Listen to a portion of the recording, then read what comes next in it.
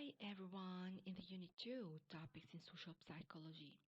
Social psychology explores how individuals think, feel, and behave in social contexts.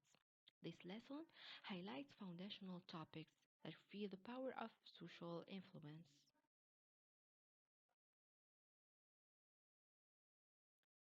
The group and its dynamics.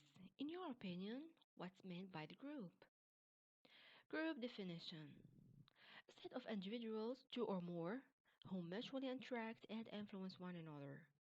The second definition: social unit composed of individuals between whom there is mutual social interaction and an explicit relationship.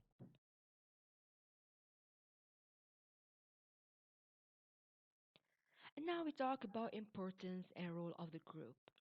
We have many points and now we start with the first. Need satisfaction. Fulfilling the individual's psychological and social needs such as the sense of belonging, security, and self-esteem. The second point, behavioral control. The group constitutes an environment for controlling individual behavior and defining what's acceptable and unacceptable. The third one, goal achievement, a means to achieve shared goals that the individual cannot achieve alone. And the last one is the environment in which the individual acquires values, norms, and beliefs.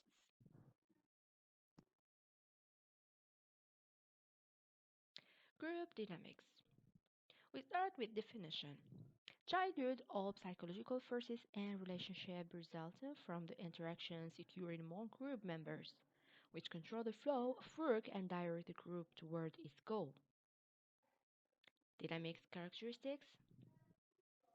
The group is characterized by several properties that help determine the effectiveness of its work, including group cohesion, the feeling of individuals belonging to the group, social influence, and group intent or group components and influencing factor. So we have internal component, what the group must possess, and factor affecting dynamics, group cohesion. Let's start with the first one. Roles and rules.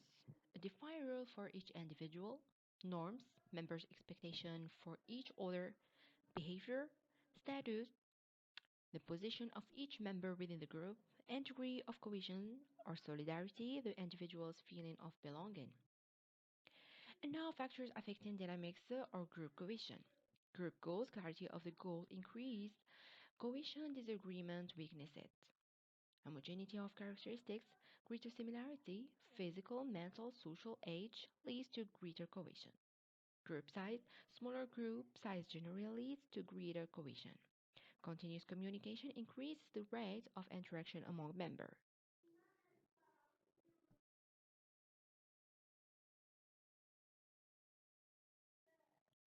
Psychological and social attitudes. The concept of attitude receives significant attention from researchers in psychology, sociology, media, politics, and economics. So, the definition of Alport in 1935 said that an attitude is a state of mental and neural readiness organized through experience, exerting a directive or dynamic influence upon the individual's response to all objects and situations with which is it related.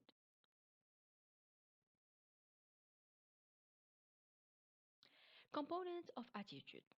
We start with cognitive components. Includes the beliefs, ideas, information, and concepts the individual holds about the attitude object. Example, knowing facts about a political issue.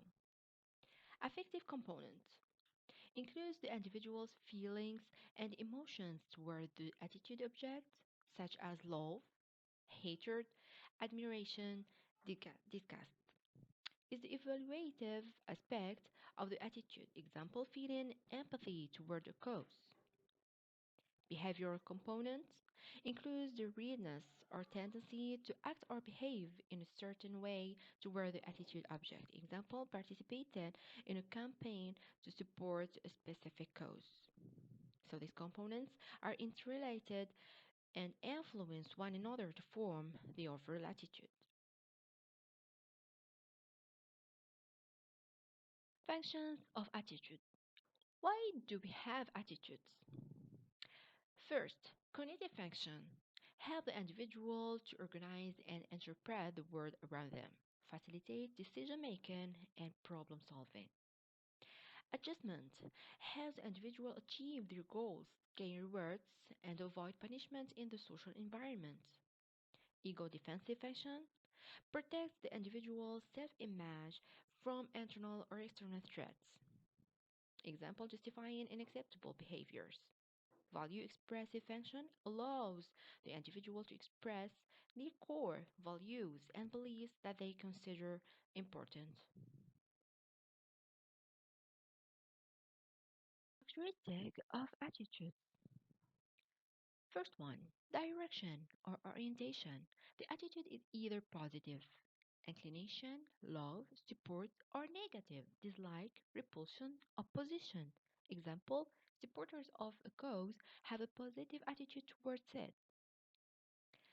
The second one, centrality, describes attitude that the individual gives special attention to and possess ample and substantial information about. The third characteristic, magnitude and intensity, refers to the strength of the individual's feelings toward the subject, strong or weak, very positive or very negative. Example, hatred, high intensity, is stronger than merely not loving. Affective centrality, the strength of the emotional connection between the individual and the attitude object, express the degree to which the individual becomes highly emotional when stating their attitude.